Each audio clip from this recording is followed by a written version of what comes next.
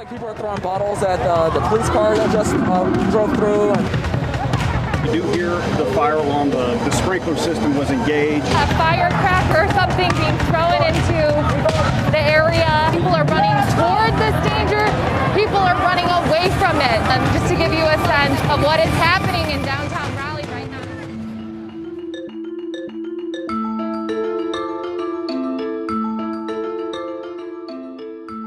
On May 25th, George Floyd died on a street in Minneapolis with a police officer's knee on his neck. In the days that followed around the country, protests were planned. Austin, Houston, Seattle, Minneapolis itself saw huge crowds drawing together to remind the world that Black Lives Matter. 5 days after Floyd's death, Central North Carolina had those same protests planned in Raleigh, Durham, Fayetteville, and other smaller cities. The afternoon began peacefully. Hundreds of people came together, waving signs, chanting together with a united message. Hours later, it would devolve into rioting, vandalism, fires being set around several cities in our area. The reason we came out here is because we're tired of this. We're tired of cops killing our brothers and our sisters and getting away with it. And now the protesters say that they are on the way to the Durham County Detention Center. We're going to talk about the disproportionate amount of people, black, brown, that are locked in those cells right now. We see you. We love you. We see you. We love you. This is How to Commit Journalism, a podcast from Capital Broadcasting's podcast network. I'm Ashley Talley, executive producer at WRAL News. I was on call that first day of protest, Saturday, May 30th. I got to the station around 11 a.m., where producers and assignment editors were already gathering. We started to call in more crews because we knew that this was going to be bigger, perhaps, than we thought it would be originally. Our news director, Rick Gall, was there, and we went on air just after 1 p.m. that afternoon and stayed on till after midnight, watching what happened as peaceful protest devolved into violent riots. Today, I'm talking with 4 reporters who covered these protests on the ground for hours on end. Joe Fisher, Amanda Lamb, Aaron Thomas, and Bryan Mims. Thank you so much for joining me. Aaron Thomas, you covered what were first protests on this past Saturday. Tell me about that experience and how the day evolved for you. Talk about, an evolution. So, we get in, and of course, we know these protests are supposed to happen, National Day of Protest, and, we go to downtown Raleigh and, near Fayetteville Street, near the courthouse. And it started out as a very good day. You saw many people of different backgrounds and different ages holding their signs. And it was just nice seeing people flood Raleigh for such a good reason. And, as we were doing continuous coverage, we were just saying like, hey, it's quiet. People are chanting, they're listening to speeches. And, right when 6 o'clock hit, immediately once 6 o'clock hit, that's when they, went out into the streets and they started, marching, and they even went through traffic. And it seems like once after 6 o'clock hit, that's when things literally took a 180 and folks started clashing with some of the sheriff deputies and law enforcement. And I mean, you see the tear gas and, you're hearing the yelling, and it was just interesting just to see that 180 after everything started so peaceful. And then as the night drew in, that's when things really took a turn. Take me back to the calm part of the protest. We had people everywhere. Aaron, you were in Raleigh. Bryan was in Fayetteville. Joe was in Durham. And they also all started at different times, right? Like Durham started at 1, Raleigh started at 5, and Fayetteville was at 3, which was like, oh, that was nice of them to plan it out. But what did the crowd look like at that point? What was it made up of? What were the signs that you were seeing? And were people socially distancing? The crowds are very huge. I mean, I'd probably estimate anywhere between 500, 800. It was interesting because the Raleigh protest was supposed to start at 5, but people were out there early around 3, 4 o'clock. Like I said before, I mean, I saw a lot of children. I saw college-age people. I remember speaking with a 73-year-old man who his sign caught my attention because he was a white man, and I think his sign said something like, "I have a black son, and this means a lot to me." And then, of course, you saw a lot of the Black Lives Matter, no justice, no peace. I mean, it was really everything across the board. As far as the social distancing part, you really didn't see any of that, but a lot of people, I'd probably say a good 80-90% did wear masks. Did that change after 6 o'clock too? There were so many emotions. Like I was at that point, it was hard to focus on, are you social distancing? Are you wearing a mask? It was just so much emotion and people yelling and cursing and breaking stuff and throwing bottles. So that's where the attention shifted. You talk about all the emotions that were going on. When that shift started to happen, when you started to feel that, tell me about your emotions and about the reporting that you were doing. You were with photojournalists. Who were you with? Charles Bradley. Okay. And so how were you all finding which places to be, who to talk to, where to go? It seems like it would be chaos. So at that point, like I said, after the crowd marched, they marched through traffic at the intersection. I believe it's McDowell Street, so right near the Justice Center.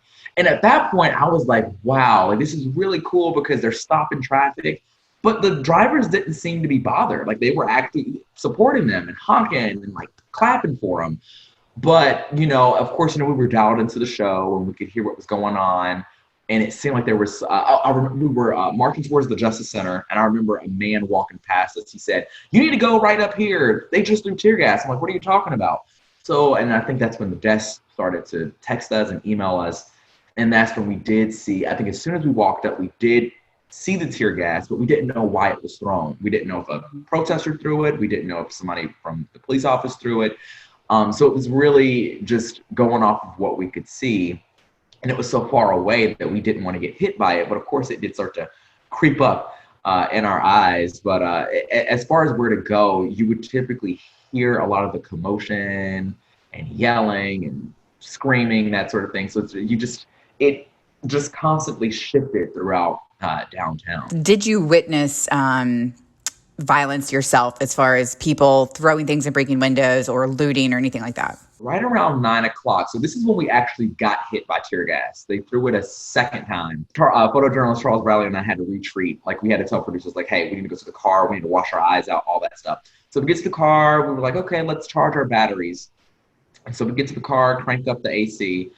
Then we see this mob walking down, I think it was Martin Street, yelling, spray painting stuff, breaking windows. We had to turn our car off, turn the lights off. And we just sat there for like 10 minutes. We're like, we do not want to draw any attention to us. It was just hearing it and just the yelling and the cursing and the glass shattering. I was like, this is not the Raleigh that I know. It was a real different energy than that protest. I mean, I hate to use this word, but it felt, especially in the middle of it, it felt electric. It was a very electric energy. And was the anger itself palpable? Oh, my goodness. Yeah. I mean, and we wanted to tell people stories and give them the chance of, why are you so fueled up like this? And, we would get the expletive, I'm not going to say the word, but, this WRAL and get out the way and get that camera out the way. But yeah, you could definitely feel that energy. Amanda, you were in the midst of all of this Sunday. I think it was a lot like what Aaron said, where it started off peaceful in the beginning. Right. So in the beginning, there were demonstrations, peaceful protests. I mean, people were angry. They were yelling. They were shouting. They had signs. That's their First Amendment right. And then I think you get to that point where when does civil disobedience become violence or become illegal? And so early in that evening, I mean, before the sun went down, and I don't have the exact time, these lines of police officers in riot gear started to block roads, specifically around the Capitol. And so then the crowd would move right up to that line of officers, and it would be like a standoff. And they would literally be standing 10 feet apart, just screaming at the officers, of course, a lot of expletives. And the officers would just be standing there stoically and not reacting. But it was this growing tension of something is going to go very badly here. And I think everybody felt that. but we weren't sure exactly when or how that was going to happen. And, you know, it started with the tear gas. There were several things that were happening. There was tear gas, which I'm not sure that's the exact title for it. I saw the cans later, and it's called something, it's called OC, which I think may be kind of a pepper spray. And then they were also throwing things into the road that would create this colored smoke. The protesters or the police? The police. And so that then would create a situation where you couldn't see. Usually that was before the tear gas. And so you were almost more afraid of the stampede than you were of what else was happening. And then, you know, there were these flashbangs, so just loud noises. And then the crowd was using fireworks, and they were throwing fireworks. They were starting fires with fireworks. And then, of course, there was just this sound all around you of glass breaking. And with that smoke, sometimes you were disoriented and you couldn't even see where that glass was breaking. And that was fearful, because you wondered, well, if I get near where a bat is, I could just be in the wrong place at the wrong time. After the first time I got tear gassed, I said, I'm not going to do that again. That's not something I'm going to put myself out there for. Tell me how it felt. It was, to me, again, that's why I'm not sure the term tear gas is correct. It was something that would sting your eyes, would sting your nose, would sting your face. The mask helped a little bit, and then would go down your throat. And of course, as Aaron said, you know, as someone who has to talk on TV and be present on TV, you really don't have the luxury of taking a moment to go wash out your eyes and your throat and get yourself together. So I would see the tear gas coming. You would hear it first. And then even at night when it was dark, I guess there were just so many lights around because of what was going on, you would see that smoke rising. And it was like, okay, it's time to go. And I'm a runner. And so I ran off camera. I mean, I just said to my photographer, like, you can be with me or not, but I'm out. I'm not going to put myself in that position. And, you know, it's easy to say for a company to say, well, don't put yourself in danger. There's no way to cover an event like this without being right there in between the officers and the crowd. There's no social distancing. There's no way to completely keep yourself safe. It's just not possible if you want to show people what's going on. And you have to be in there. And so it's a quandary. It's hard because you're afraid, but you want to show people what's happening. And so we had a lot of really crazy moments. I've been a reporter for 30 years. I've covered a lot of protests. I've covered a few riots. I've covered a lot of, you know, storms that were scary. I have never been in the middle of anything like that, like I was Sunday night. I mean, it felt like I was in a movie. It felt unreal. That was going to be one of my questions. Was this like something else that you've covered before? I don't want to give you too many vignettes, but I think the one that I remember the most, and I think this was around 2:00 in the morning, we were running down Fayetteville Street, which we had been doing all night long because most of the activity was at the Capitol. So when the tear gas or the agent that stung everybody's face would come out, it was always from that location right there at Morgan Street in Fayetteville. So we're running. There was a red smoke bomb, so you couldn't see anything. I couldn't see my photographer. I saw fireworks going off in the middle of Fayetteville Street, and I heard glass everywhere breaking around me, but I couldn't see anything. And then I felt the tear gas coming in. And we had done a story earlier in the evening with a bar owner and about glass being broken and his place being looted. He just happened to see us running, and he physically grabbed me. He had a gate on his property. He pulled the gate up. He pulled me in. And then this was all live on TV. You can hear me saying, Lauren, Lauren, Lauren. That was my photographer, Lauren DeSarmo. And I was screaming for her to come in because I was worried about her. And then they pulled her in.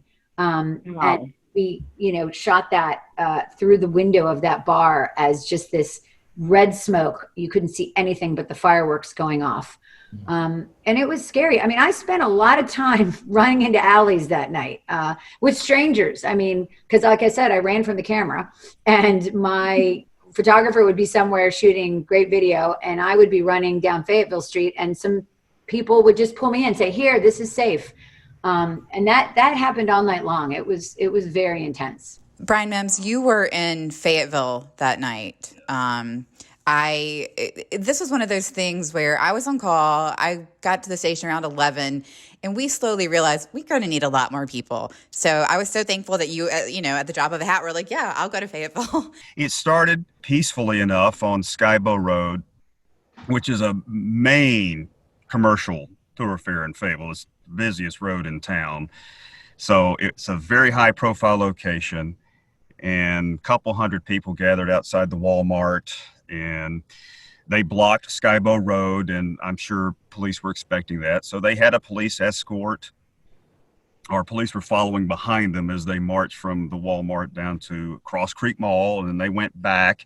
Everything was peaceful. I really didn't hear any foul language, no. Wasn't the mayor actually with them? As a matter of fact, the mayor addressed the crowd in the parking lot of Cross Creek Mall, and he encouraged everybody to stay peaceful, don't devolve into mayhem and chaos, because he says once you start doing that, the message gets lost in all the noise. So keep it peaceful. And he invoked the memory of Martin Luther King Jr., who had peaceful protest. His mantra was to keep it peaceful. And Martin Luther King and the civil rights movement changed the world without resorting to rioting and violence. So that was the mayor's message. And it looked like it looked like it would stay that way. I was very optimistic that it would be peaceful.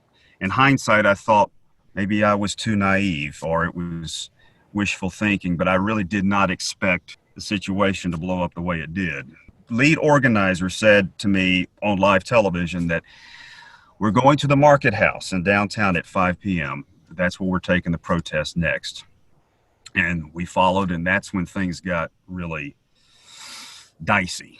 The Market House obviously is a center of Fayetteville, well-known, very old building built on the site of the state capitol. For the record, Bryan, tell me about when slaves were actually sold there. It was when people lost their property, is that right? Yeah, there were back in the antebellum era, pre-Civil War days, there were slave sales, though it wasn't built as a slave market. It was a market house where various products were sold, furniture, firewood, farm products. It was a market house, and there were times when slaves were sold during mainly estate sales. But the city's main historian says it was never a large-scale slave market. But I think this is a critical part of my experience, because I was trying to give some historical context.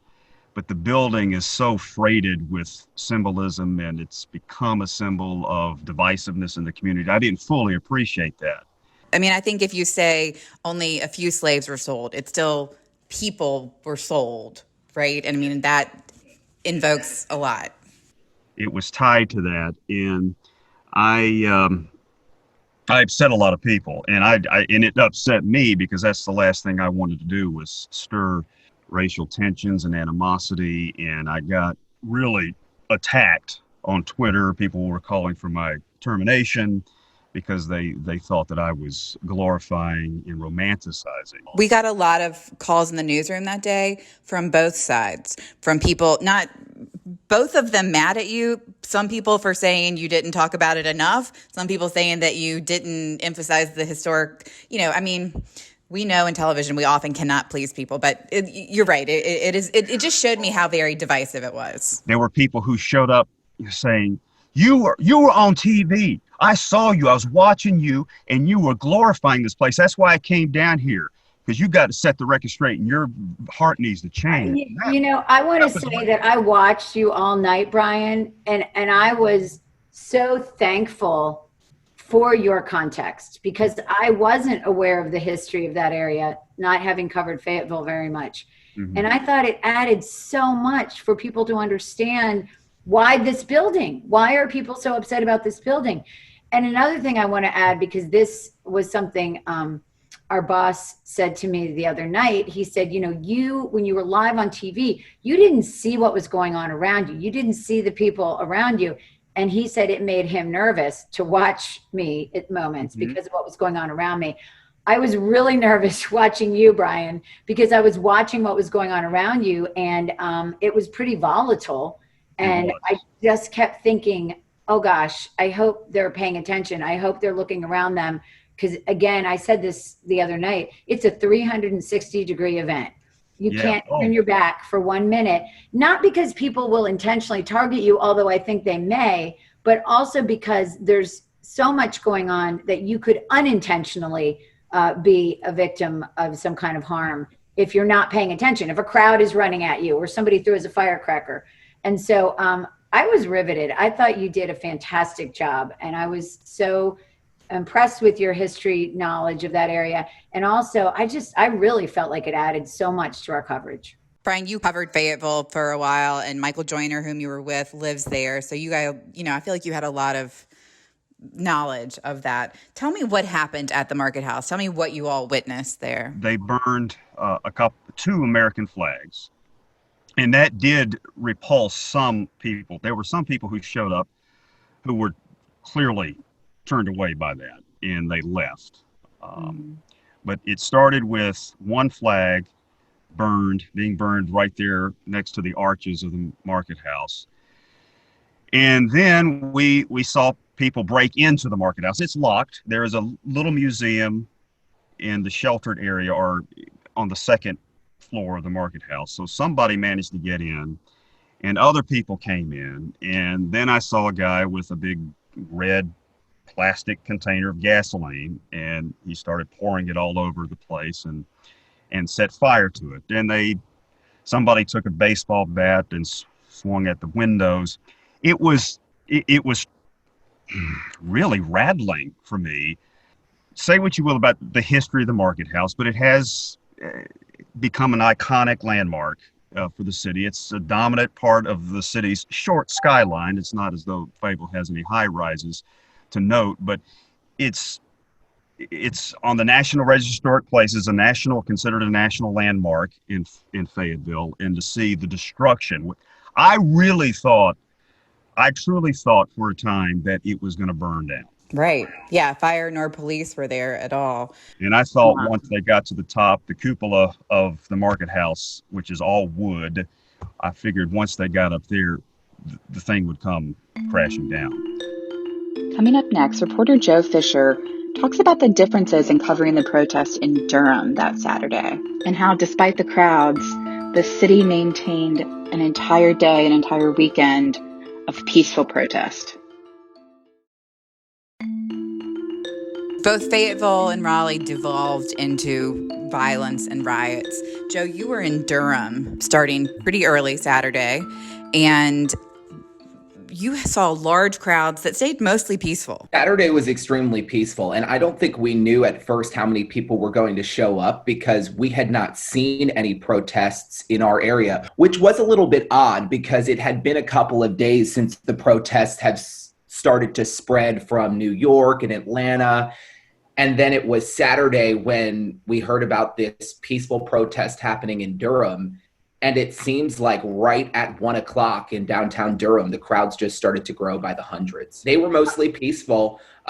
Actually, we can say on Saturday, the crowds were peaceful from start to finish. They blocked streets and chanted and were obviously frustrated, but they were peaceful until about 11:30. You talked to a lot of people. You did a lot of live coverage because yours was the first protest going on. And so we went on air right after 1 o'clock p.m. that day and stayed on until after 1 a.m. that night. But tell me about the people you talked to. Why were they there? What were they telling you? Were they mostly from Durham? Interestingly enough, the people we interviewed on Saturday seemed to be from Durham.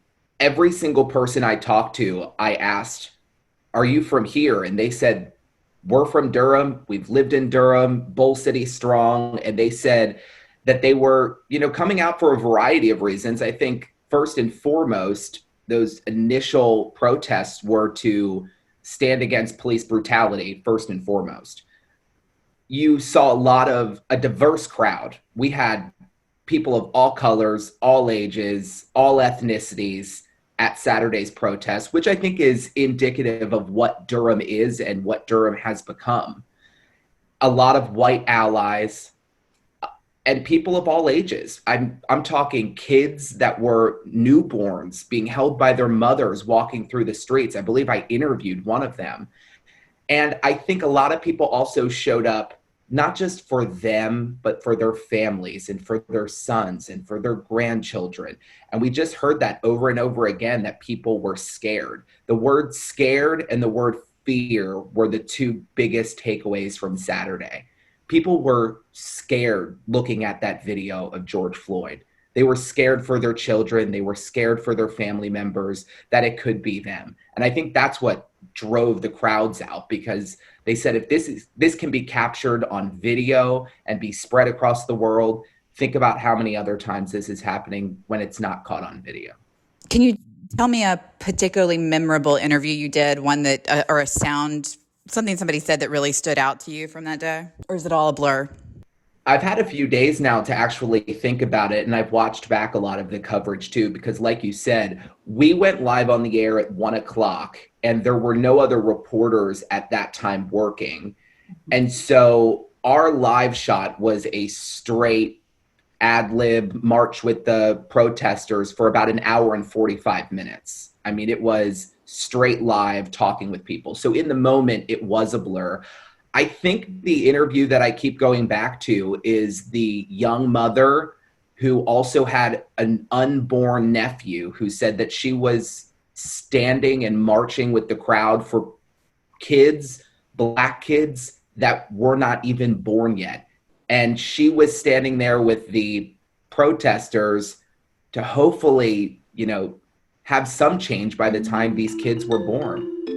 Coming up next, I talked to the 4 journalists gathered here about what it's like to be a person while reporting on the news in a city that you've lived in and that you love.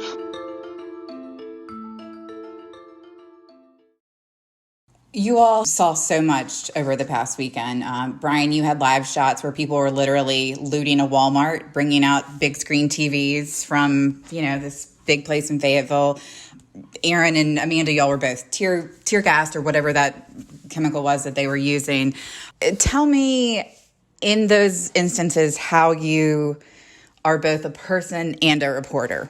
Is there a separation? And also, what are you thinking about that you want to make sure people know that are watching you? For me, I moved here in 1994, and Raleigh is my adopted home. It's where I've raised my family. I mean, my children are from here, and it's a very special place. And I had seen Raleigh really change and grow from what many cities had gone through in the 90s, which was a real economic downturn, a lot of shuttered businesses and empty buildings, into something really amazing. And not just from a standpoint of the businesses and the housing that is now in downtown Raleigh and the aesthetic beauty, but from diversity. I mean, our city, especially with the young population, is a very diverse place. And so I was sad that this had become what it did, because I felt like, as Joe said, that the peaceful protesters had some really strong, important messages that the rest of us, the whole country needs to hear. And yet they were drowned out.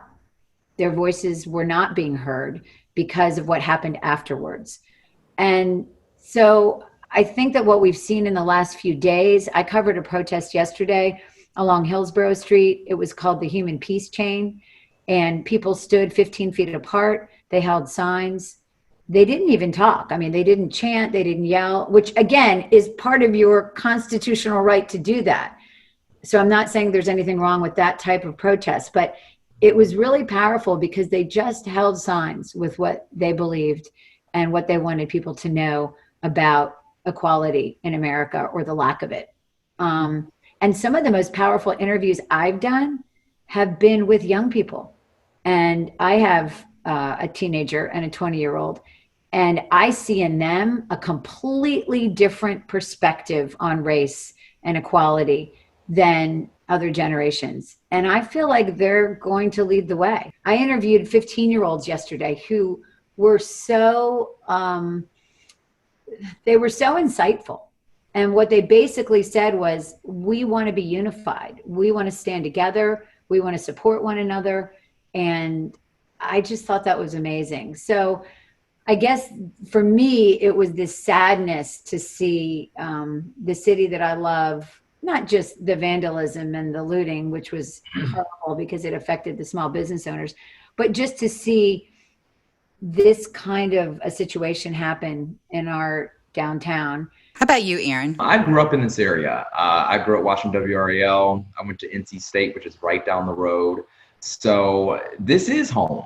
And I mean, despite having to cover such a tough story, I'm honored that, I had the privilege to tell our stories in an area that I'm from. And so it hit close to home in several ways. And so one thing that I do kind of want to stress is, being a person of color, I have to wear two badges. I wear being a person of color, that badge, and then I wear the press badge. So while we're in ad lib coverage, it's like, okay, how do I, be as objective as possible, but I'm still sharing like the hurt that a lot of these people are feeling. Because there's obviously, I know Amanda said, the peaceful protesting, like that gets lost because now we're just focused on the rioting and the breaking glass, but there's a reason behind that. They're not just breaking this. This is hurt. This is pain. This is generations of pain. And and even in the moment, when we would approach people, I could see and feel that anger, and I would just want to be on their level. I'm like, what brings you out here? Well, stay safe. Like that's the last thing they want to hear is like, you can't be doing that, because like I said, it's generations of hurt and pain. But and I've grown up going to many of the restaurants and different bars here, and just to see Raleigh in that state was just, it was unbelievable. I just could not believe it. And it took a while, like after I got home, I just sat there like, this really happened. This really happened. And then it happened again. And I'm still, to this day trying to process everything that's happening. It seems like things are tapering off, and hopefully it remains that way. But I feel the hurt that a lot of this community feels too. And I think it shows that we still have a lot of work to do as one. One of the big things too, if I could chime in, is to Aaron's point, the hurt that exists within, the Black community over generations. You'll hear them criticize our coverage when it comes to talking about the riots and talking about the damage. And you hear them constantly saying that lives are more important than property. But what I think it's important for people to realize is that in the moment when we are in live continuous coverage, the riots and the looting become a public safety issue. And it becomes an issue for the business owners that are down there, the people who live in these high rises that could be walking out onto the street.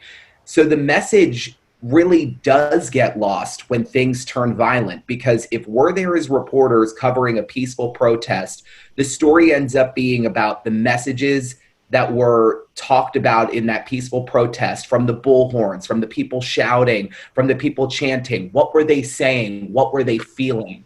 But when things turn violent, and like I saw, somebody takes a large parking sign and tosses it into the window of the North Carolina State Archives building, it becomes a public safety issue. And we're there reporting on what is happening, how police are responding, and how the people watching are staying safe. So it is accurate to say that when things get violent in the media, the message does get lost. Yeah, I would agree with that, Joe. And, I would even go a step further, because I've heard that line as well, that lives are more important than property. And I don't think anybody would disagree with that from an intellectual standpoint. But behind the property are small business owners. And I did a story this week with the people that own Kimbrell's, which is a downtown furniture store that's been there 105 years. And during the protest Saturday night, they had broken the windows and looted and set a bed on fire in the middle of the store. And Rodney Tillery was the manager, longtime manager of that store. And when I got there Sunday night, there was another fire. This one was on the sidewalk. They had pulled 2 chairs out and set them on fire. And we actually, my photographer and I, flagged down a group of police officers and said, there's a fire over here, because they weren't aware of it. And they ran with their fire extinguishers and put it out. And Rodney came out, and I asked him to talk, and he just put his head down, and, he just couldn't talk. And the next day we went back, and he finally agreed to talk to us. And he just said, I talked to them. I asked them not to do this. I begged them not to do this, because we support the community. They are a store that sells affordable furniture and has done so for over a century in downtown Raleigh. And he said, why? Why are they targeting us? We don't understand. And so behind the property, there are people. There are people who have worked hard to build these businesses. And COVID-19 has really set them back economically, and a lot of them may not survive. And now this. So again, I agree with that statement intellectually, but I don't agree that this is all about property. I think that this is about people who have built family businesses, who are trying to contribute to the economy. And I had a guy who was charged, and he was in court the other day, and I asked him about this. I said, what do you think about the looting and the violence? And he was charged with trespassing at Triangle Town Center. And he said, I think it's wrong. And he agreed with me, and he was charged. But he said, you get caught up in the moment, and then you realize, wait a minute, we work at these businesses. We shop at these businesses. This is our community. We shouldn't be doing this. So I think even when some of the folks who have done this step back, they do think about it and go, wait a minute, is this effective? And are we not hurting ourselves? Because we're hurting the place where we go to lunch, or where my sister works, or, whatever. So it's a really layered and difficult conversation. It is. And if only that retrospection could be felt in the moment, but it can't. You're right. I mean, I understand that they were saying they get wrapped up in the moment. I want to thank you all. I feel like we could go on for 3 hours talking about this. It's such important work that you all are doing. I appreciate you putting yourselves in harm's way to tell people around the country, around the world, what's going on here. And thank you for everything.